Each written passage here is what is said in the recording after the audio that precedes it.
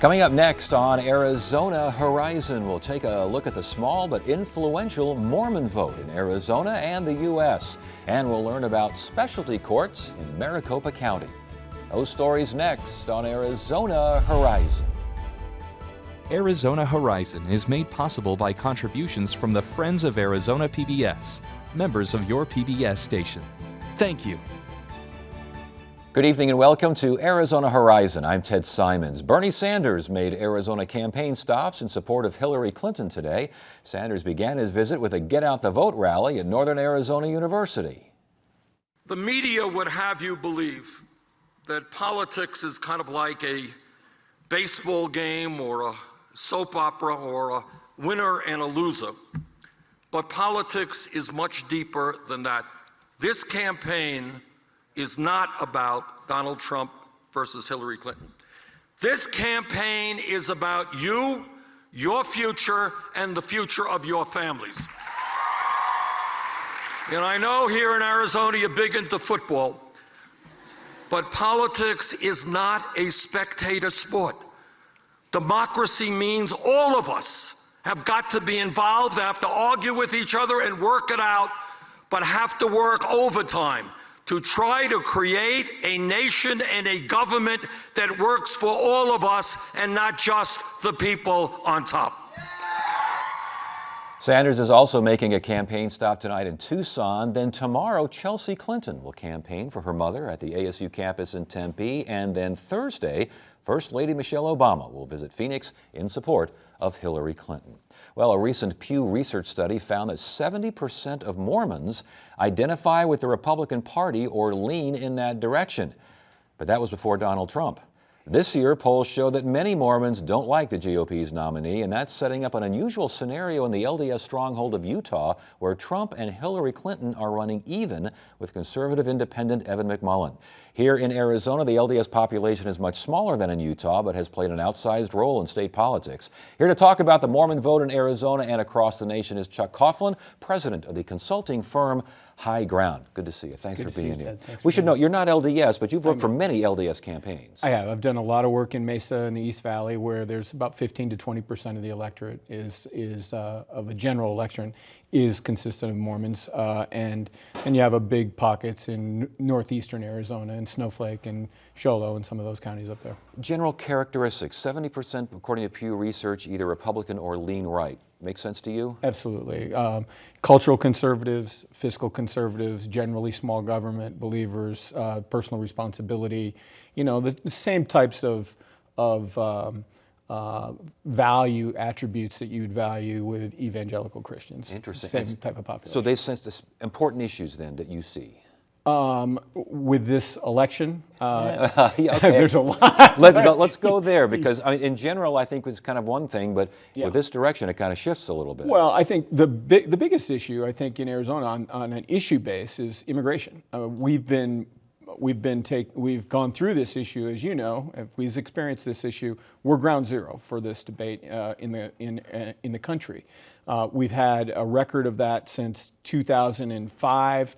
Governor Napolitano signed a number of anti-immigration bills, workforce enforcement, employer sanctions, parole without no parole or bonds, and then of course we had Governor Brewer, and so the Arizona electorate's been baptized. We're ground zero for this discussion, and so the Arizona electorate knows what build the wall is empty rhetoric to most Arizonans, because we understand that for Arizona to succeed, we don't need a wall, we need a functioning border that promotes economic trade and economic security.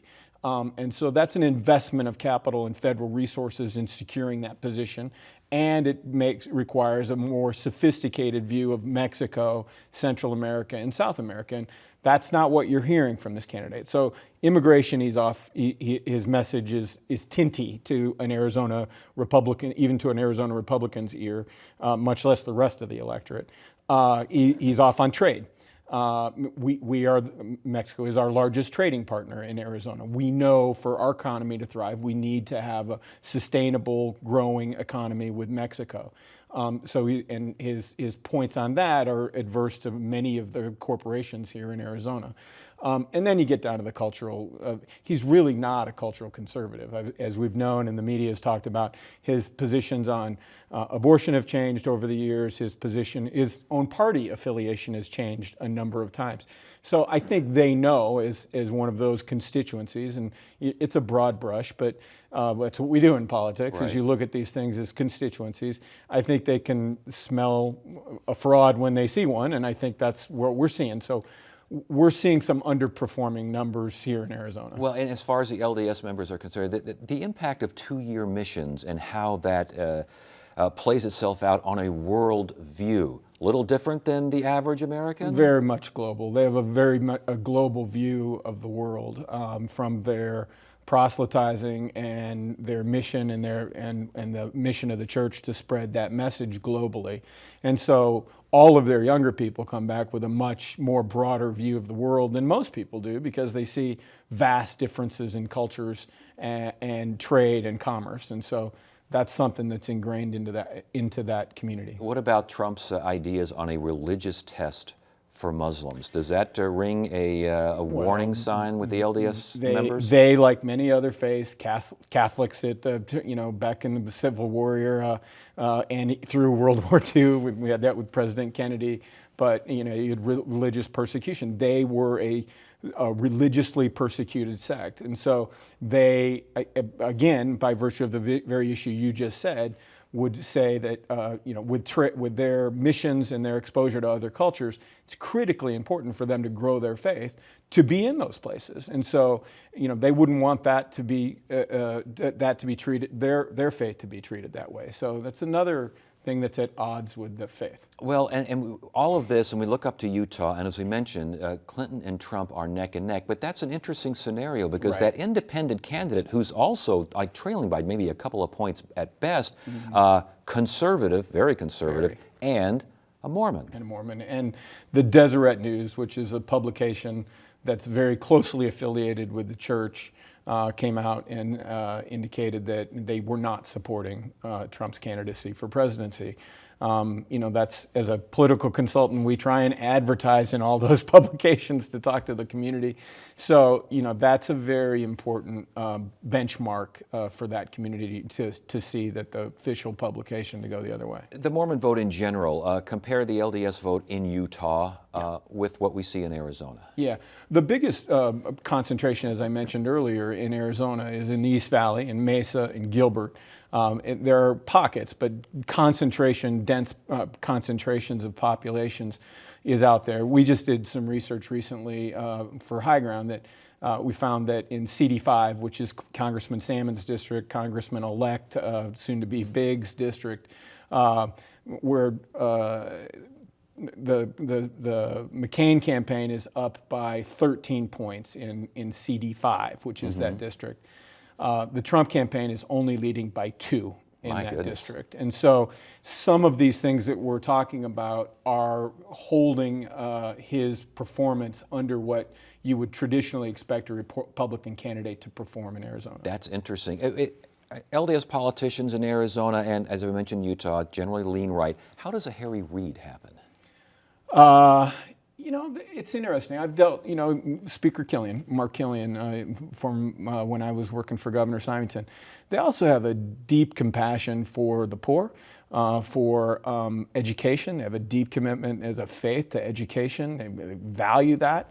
They have a passion for serving the underserved. And so they find that in their own, and what I see often throughout the community is great philanthropy, kitchens, storehouses, food, real outreach to the poor. And that sometimes, Stan Turley, one of the older guys in Arizona politics, was an icon of Arizona politics for many, many years. Became on the Pardons and Paroles Board eventually, and he was very lenient with people and got into a little trouble with Governor Symington at one point on that. But it's a compassionate view of humanity. And don't forget the Udalls as well. We had some Democrats on that side. With that in mind, closing out the conversation here, is there a sense that the LDS vote, Utah, Arizona, you name it, Is it changing at all? Is it expanding? Is it embracing more in the way of Democrats or left of center? Or is it still pretty rock solid down the right side? I think it's pretty solid Republican, I would have to say. There's discussions that go on in all faiths about, as a Christian, we have that in our faith, and we talk about it in our church all the time. I think they do too, particularly as the population ages, as the baby boomers age out. This will be the first election cycle where there literally will be more millennials than baby boomers, not at the participation level. They're just available to participate, as we saw Senator Sanders encouraging them to participate. There's a reason he's doing that, because they perform differently than older voters. And so I think we're going through that societal change as the greatest generation ages out, but people are also living longer, Ted. That's another thing. People live a lot longer. God, my mother is 89 this year, smoked and drank her whole life pretty much, but she keeps going. So, yes, and she keeps going to polls. Healthcare, right. She keeps voting as well. She keeps voting. Well, I'll tell you what, if Trump loses Utah, we're looking at a blowout here, aren't we? Yeah, I think we are. I can't conceive that I don't think they're looking at losing Utah. We did a little work the other day on it. I'm thinking that 350, 356 is possible in this race. Wow. All right, for electoral votes? Yes.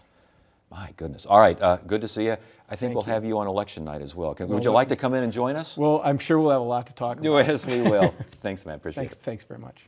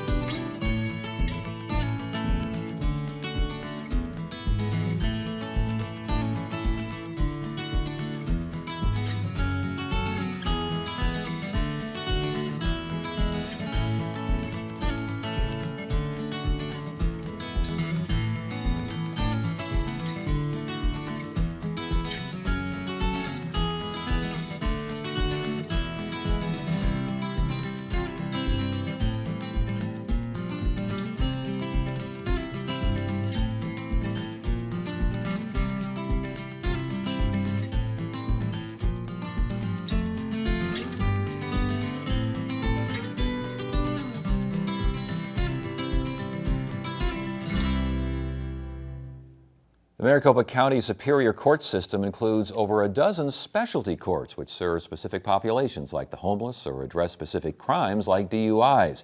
Every court is different and has its own set of rules and procedures. Producer Elisa Adams and photographer Rob McJanet take a look at one specialty court that focuses on veterans. So we're going to go ahead and walk around the bridge here and take that path. On a hot Phoenix morning, Ray Perez and his partner from the Veterans Community Resource and Referral Center are looking for their comrades. Do you know of any veterans that might be in the area? They know in the urban corners they'll find veterans who need a hand. My name's Ray. All right, brother.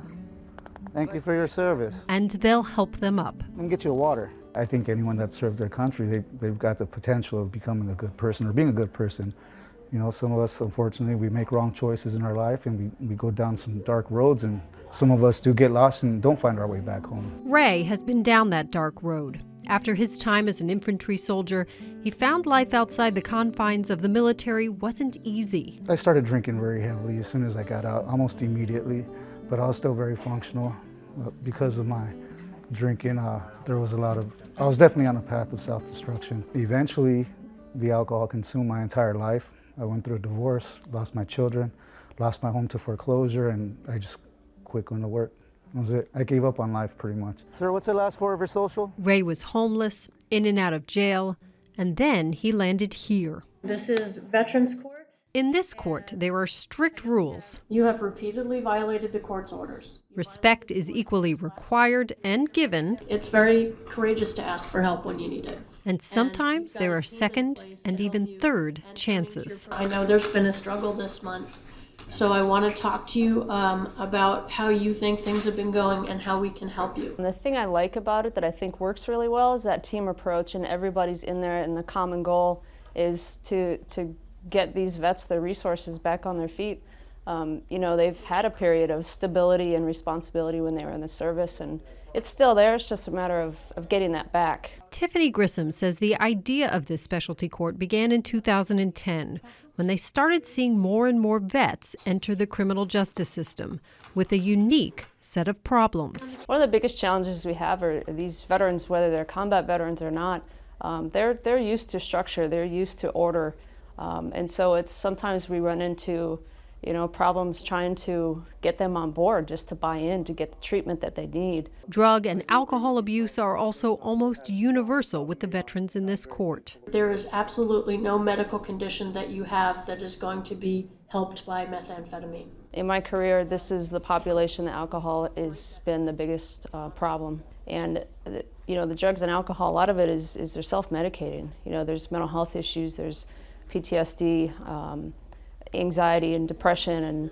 and now they're in the legal system, and so of course they're self-medicating because they're not getting the proper treatment that they need, or they haven't quite bought into that yet. Here, they buy in or they go to jail. Commissioner Wendy Morton, while sympathetic, I appreciate the challenges. Doesn't tolerate excuses. You're going to have to find the money to test. Vets who get into the program make a deal. They get a suspended sentence, essentially serving probation instead of jail time. But they have to answer to the team on a regular basis. It's not a free ride in Veterans Court at all. Sometimes the vets come in and think, oh, they're going to take good care of me and not hold me accountable, but they're certainly held accountable. And there are requirements because the ultimate consequence is prison, and we really want to avoid that at all costs. The weekly court hearings include case managers from the VA, probation officers, lawyers for the vets. What's missing are prosecutors, because on this team, there are no adversaries. It's been a challenge, but it's been an amazing journey. Vets are identified and chosen for the court based on a number of criteria: their service, their sentence, and their potential for success. The team actually chooses some of the toughest cases. Number 5 is Ray was one of those. He was the vet that I talked about that we couldn't get him to buy in. He kind of was saying the right things. I thought vet court was something pretty cool, pretty easy. They thanked me for my service, for doing good things. They're giving me gift cards. I was like, wow, this is a walk in the park here for me. Then he landed back in jail, and he knew he probably wouldn't get any more chances. Vet court ordered me to mental health treatment. Diagnosed with PTSD, Ray finally learned the tools to walk his way back. After losing everything, and this was finally where I threw in the towel for the first time, I wanted to start changing because I wanted to. I was tired of the revolving door. I was tired of the chaos. I was at that point where, hey, you know what? I'm gonna really give this a shot because I wanted to. You'll still find Ray in Veterans Court every month, but he's got another role on the team. Now he's a peer support specialist. Thank you for your service, man. Helping other vets buy into the idea of helping themselves. Is there anything you need us to help you carry? Because whether he's in court or on the streets, I'm glad you're coming with us, man. Ray lives by the warrior ethos. Never leave a man behind. Let's head on back. The success rate for probationers in the Veterans Court is about 83% compared to 70% for those serving standard probation. Here now to tell us more about the county's specialty courts is Maricopa County Superior Court Judge Pamela Gates. Good to see you. Thanks for joining us. Thanks for having me. This sounds like these are more problem-solving courts than anything. True? Absolutely. It's a collaborative effort among the members of the probation team and other stakeholders to help identify the problems that bring people back to court and really address that recidivism rate. And try to find long-term solutions for these folks. Absolutely. Now, the adjudication, how exactly does this work?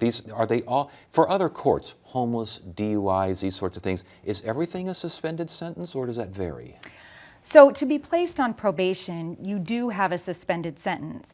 As judges, if you are probation eligible, we have the choice of sending you to prison immediately or suspending your sentence with the possibility that if you fail on probation, your probation is going to be revoked and you're ultimately going to be sentenced to a term in the Department of Corrections. So probation is that second chance, that opportunity to show everyone that you're not going to keep coming back to the criminal justice system and committing offenses. Now, how long does a probation this usually last?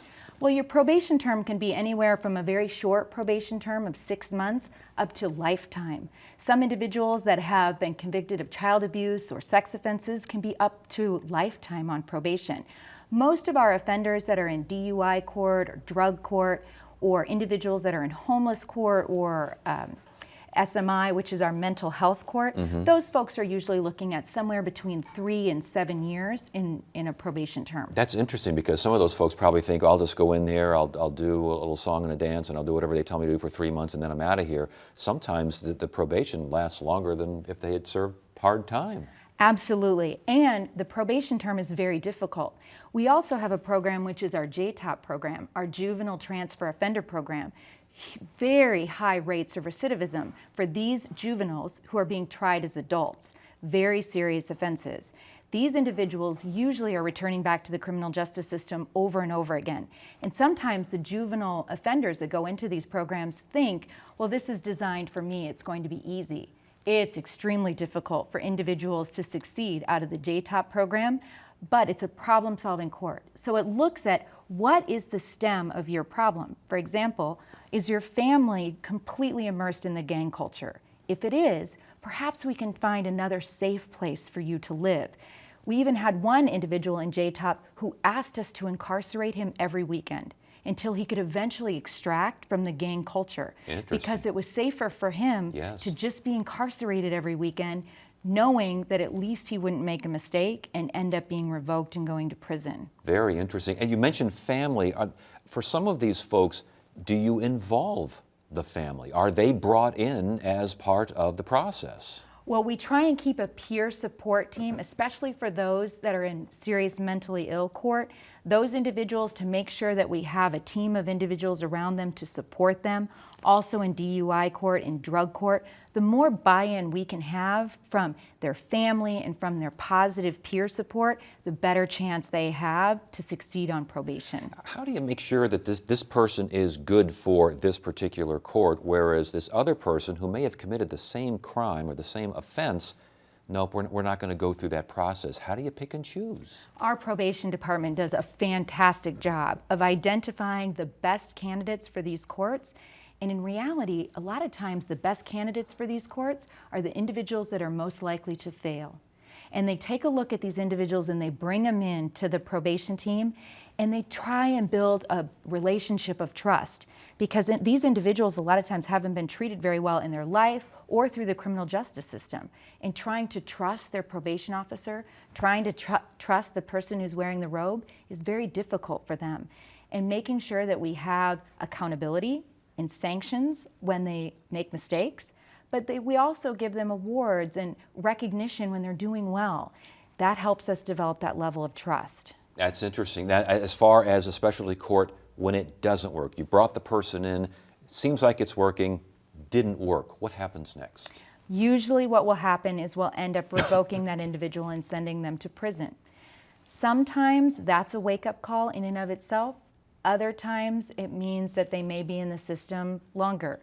But we've been able to take, by identifying the reason that individuals are returning back to the criminal justice system and attacking that reason, we've managed to reduce our rate of recidivism on some of our highest rate of recidivism population. I guess, yeah, my question would be though, if someone does fail, they faltered, they go back into the system, are they eligible to get back into a specialty court? Absolutely, absolutely. And we also see individuals in the serious mentally ill population will be put back on the mental health caseload over and over and over again.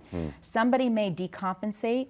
They may end up trying to use drugs rather than getting their own prescription medication. They may become homeless. They may have an episodic event that causes them to decompensate. As a result, they may end up with an offense that results in a plea agreement where they have to go to prison. But when they get out, we try and get them back into that specialty court, try and get them stable, try and ensure that this time they can succeed. Don't give up on them. Never give up. Last question, biggest challenge now for specialty courts, what's out there that you would like to see improved or the next step? Well, I think the next step that we have is we really have a significant problem with drugs in Arizona, and addressing that substance abuse problem around our state, not only for juveniles but for adults. We're seeing a very significant increase in heroin usage. It's a very difficult problem for the courts, and we see it then trickle down into families. So we see it in family court, we see it in juvenile court. The substance abuse problems are causing families to just tear apart. People are losing their children permanently as a result of severance. So that success rate of our drug court, I'd really like to see that improve and really a focus area for our court. All right, very good. Well, very encouraging as well. Thank you so much for joining us. We appreciate it. Thank you for having me. And Wednesday on Arizona Horizon, we'll look at increasing concerns over the bee population in Arizona and around the country. And we'll learn about a grant that expands volunteer efforts in Phoenix. That's on the next Arizona Horizon. That is it for now. I'm Ted Simons. Thank you so much for joining us. You have a great evening.